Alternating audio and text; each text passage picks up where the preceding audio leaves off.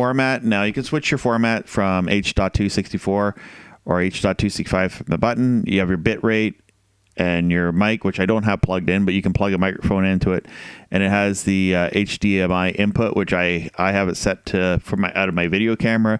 It's outputs at 1080p, and there's nothing scheduled, and the loop recording's off. So that's what you're generally greeted with this. So the menu settings, you'll have the record settings, and you can set your format either H.264 or H.265. You have two settings for your bit rate. I'm not sure how high of a bit rate that is, but you got high and low, and that's about it. Always display the recording, basically when you're recording. I don't know if it has like a timeout feature. No. File size, 16 gigabyte, 2 gigabyte, 3 hours.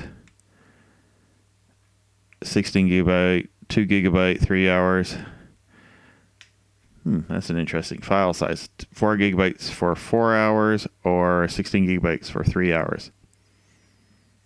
And my camera just shut off, so that's what it looks like when it doesn't have anything plugged into the source. You got your watermark, your loop recording, your schedule settings, which are kind of like this scheduled settings. So essentially, you can use this as like a VCR and set it to record stuff. So if you actually have like a box, like a TV box or a streaming box or a cable box or whatever, you can use this and record, set it to record things. And the nice thing is it has that long record time.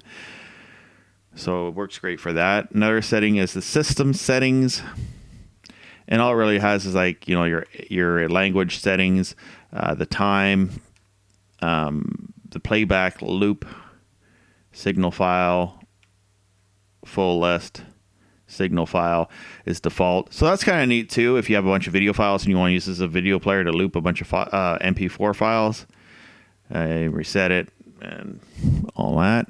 The video playback. I might have like some video files on here. We'll see. Yeah.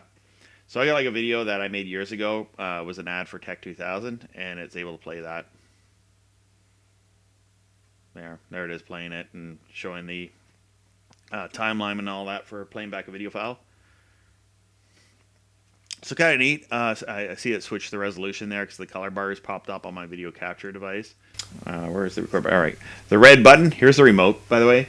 So here's the remote for this device.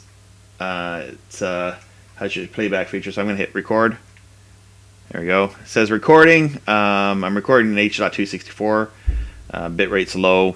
I'm not sure if it's getting the audio off my camcorder or not, but so just doing a little test recording here. Hi, how's it going? Testing out the ClonerAlliance 4K Pro, even though I'm recording on 1080p. But if you have a 4K source, it should be able to record that. All right, I'll hit stop here. There it is. Stop. And it says saving. And then you go into your videos when you want to watch video playback. Video playback. And basically the file will come up as record 0003, and it shows the date. And then when it plays that back, goes to color bars, and there I am just talking away there. So that's how it would capture video. You can look up this product over at the ClonerAlliance website at ClonerAlliance.com.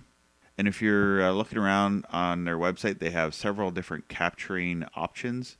If you're looking to do some video capture, you can look at some of the specifications. So I'll just do a little test with it. I'm just going to plug this. This is a GT Media satellite finder, but it has an HDMI output on it, on the side. So I'm just going to plug that in and use this as my... It's kind of a nice little portable device to use as a test. So if you just want to simply use the ClonerAlliance 4K Pro as a streaming capture device, you can simply do that by just plugging an HDMI source into there, plug a USB into your computer, and your computer will see it. Your computer probably will see it as a UVC camera, and will be able to adjust the settings in OBS very OBS friendly. I've actually used this device with this camera here to record a live stream. So I've live streamed with this a few weeks ago. So there's various things that you can do with this. Even if you're just going directly into Restream or StreamYard or one of those streaming services, this will work with that with your camera. So if you have like a camera that doesn't go directly into your computer and you want to use like a DSLR camera or a camcorder like what I use. So what I have set up here is this is just the GT Media Box, which is like a satellite receiver, and it has an HDMI output. So what I have this doing is it's running into the ClonerAlliance, which the ClonerAlliance is connected to the computer, just capturing the menu from this thing here to it. I don't have it hooked up to the satellite, so we don't see any video, but you just see like the graphical display. All right, and if you just want to use a standalone recorder, I'll just give you this demo. All you would need is like one of these USB drives, or if you have a hard drive, any kind of storage really, it'll plug into there where there's a USB plug. Plug it in. Oh, there. It's upside down where the light is. So turn that back over.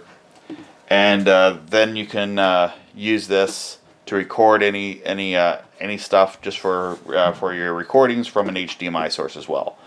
So really, this is like multi-purpose in one for whatever you might want to use for video capture. That's a nice thing of this. It also does have a microphone input. So if you want to plug a microphone into it for your gamer streaming or whatever you're doing with it, great option.